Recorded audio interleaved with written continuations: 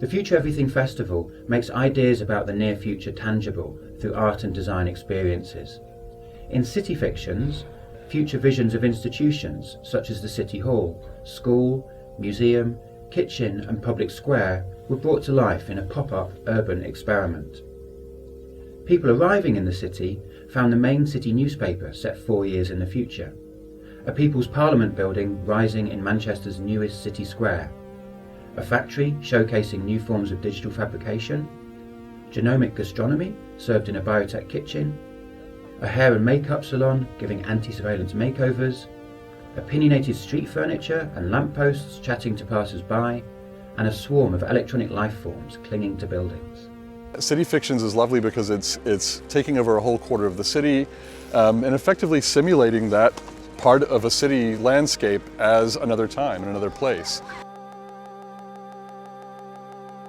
So Hello Everything is a system that lets people talk to either street furniture around them, so stuff like lampposts, post boxes, bus stops, but also people can talk to the different institutions that have been laid out for the Future Everything Festival. So there's the museum area and the bio kitchen area and the civic defence system and all of that stuff. So when you talk to that system, you'll, after a couple of seconds, you'll get a reply back from the object itself saying, you might say, hello, good afternoon, what lovely weather we're having today, I haven't spoken to you before, and then it'll ask you a question that's relevant to that particular thing. So if you're talking to a post box, it might ask you a question about when was the last time you sent a letter to a friend. But if you're talking to a factory of the future, then it might ask you to consider the different fictional possibilities of what 3D printing might entail. You take this kind of analysis out of, say, business or strategy or policy and really pull it more closely into the world of art. It actually provides some kind of creative license. It really kind of takes the walls away and allows us to be a lot more experimental. It allows us to kind of work without the kind of permissions and rules that you have to kind of behave under in a different discipline. And it allows us to really push critical buttons in unique and different ways, be surprising, be unsettling, be uncanny, and all of those things that kind of art opens the door for. So this is both a lab and a kitchen. Yeah, when people came in here, they can walk around and see these experiments going on. They can participate in it. They can ask questions and learn about how this biotechnology is evolving and becoming more accessible for them and might enter their kitchen in the future. And we think that in the future in the cities people will grow their own food and will be able to exchange it and will be able to better understand where it comes from and therefore create healthier and better food and have a more diverse diet.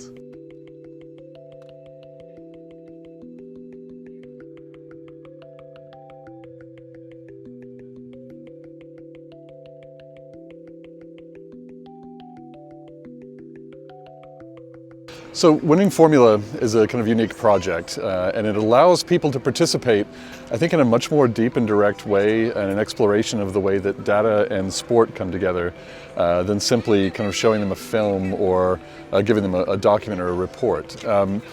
We've developed something really special as part of this project. It's an actual sports page, a sports newspaper from 2018 that was specifically chosen to give people an artifact, a kind of handle on a future that they can pick up, they can immerse themselves in, and in a way that's a very familiar kind of form, a familiar object in this kind of discussion.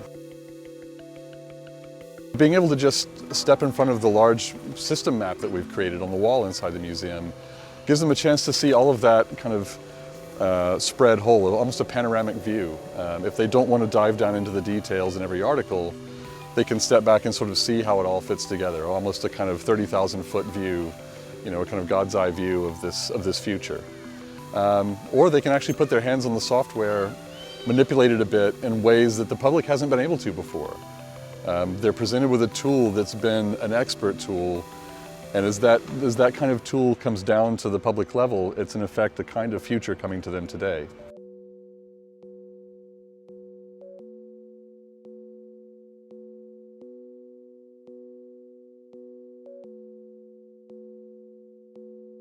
My project here at City Fictions is called CV Dazzle, and this is a project that explores the potential for hair and makeup to be used as camouflage from face detection. The idea here, and this is the first time ever that we're doing this in a real public manner, is to give people the exposure to how face detection is working and what sorts of disguises, like modifications using fashion, hair, and makeup, are enough to overcome the algorithm so that you are not visible to machine vision, to a computer. The idea here really with this project is to figure out a better way to live in dense urban areas by understanding the surveillance architecture better. And part of that is looking at how algorithms work and being more comfortable in an algorithmic world.